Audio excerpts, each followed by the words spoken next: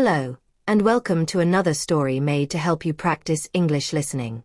Today's story is about a man named Tom, and a new neighbor who changed his way of seeing the world. Let's begin. Tom was 38 years old.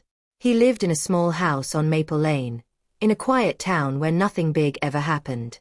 His life was simple. He worked from home as a copy editor, fixing grammar and spelling for writers. He loved routines. He woke up at 7 a.m., made toast and coffee, worked until 4, went for a short walk, watched the news, and then read until bedtime. Tom didn't talk much with his neighbors. He wasn't rude, just quiet. He liked silence, he liked order, and he liked being alone. But one day in early spring, a big truck stopped in front of the house next to Tom's. It was an old house that had been empty for almost a year. Now, someone was moving in. Tom watched from his window as a woman stepped out of the truck. She looked about 30, had dark curly hair, and wore bright yellow clothes. She smiled at the delivery people and helped move boxes. She laughed loudly and waved at the neighbors. Tom sipped his coffee and whispered to himself, "She's energetic." The next morning, Tom opened his door and found a small basket on his porch. It had cookies, a card, and a tiny potted plant. The card read, "Hi, I'm Amara. I'm your new neighbor. I hope we can be friends. Son." Tom blinked. "Friends," he whispered. He wasn't sure what to do, but he felt it would be rude not to reply. So he wrote a short thank you note and left it at her door. The following week, Tom heard music coming from Amara's house. Not loud, but different. It was soft and full of instruments he didn't recognize. One afternoon, while Tom was watering his plants, Amara waved from her porch. "Hi, Tom. Do you like curry?" "Curry?" he asked, surprised. I've never tried it." "Well, today's the perfect day. Come over later. I'm making dinner for a few people." Tom hesitated. He didn't go to people's houses. He didn't eat spicy food. But something in Amara's smile made him curious. At 7 p.m., he walked next door with a bottle of water and an open mind. Inside, the air was full of smells, warm, rich, spicy, sweet. Amara's home was colorful. There were books, pillows on the floor, candles, and photos of places Tom had never seen. There were 4 other people there. Friends from her yoga class, she said. Everyone was kind and spoke softly. Amara served food with her hands and told stories about where the spices came from. Tom listened. He didn't talk much, but he smiled. That night, when he returned home, his shirt smelled like cinnamon and cardamom.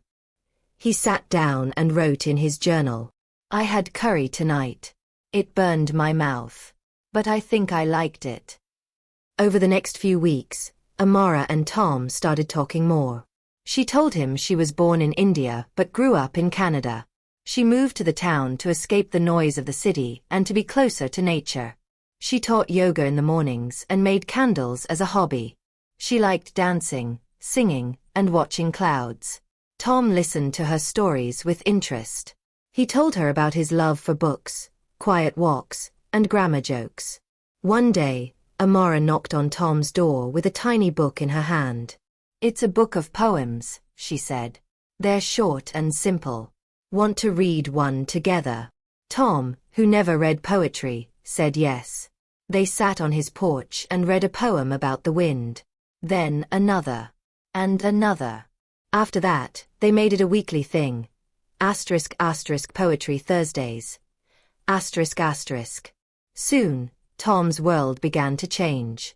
He tried new food. He listened to new music. He joined Amara for yoga once, only once, but he tried. He even learned to say a few words in Hindi. And in return, Amara said she learned how to enjoy quiet moments. She read more. She started editing her blog with Tom's help. One Sunday, Amara invited Tom to a small festival in the city. It was called Holi, the Festival of Colors. "It's joyful," she said. "But also messy." Tom didn't like messy. But he went. At the festival, people threw colored powder in the air. Music played. People danced. Amara ran into the crowd and came back covered in pink, green, and yellow.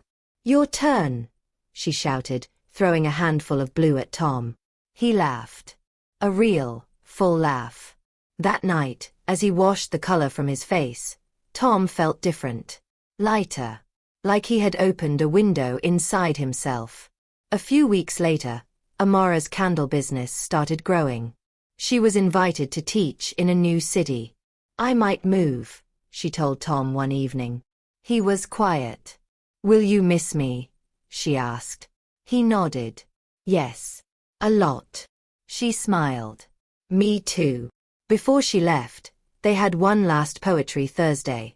They read a poem about seasons, about how some people are like spring.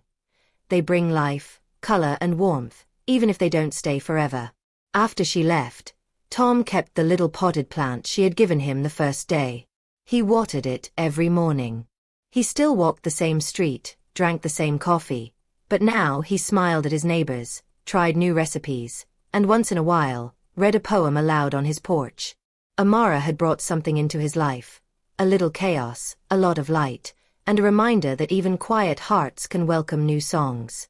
Thanks for listening to this story. Maybe the next time someone knocks on your door, they'll bring more than cookies. Maybe they'll bring a whole new way of seeing the world. Until next time.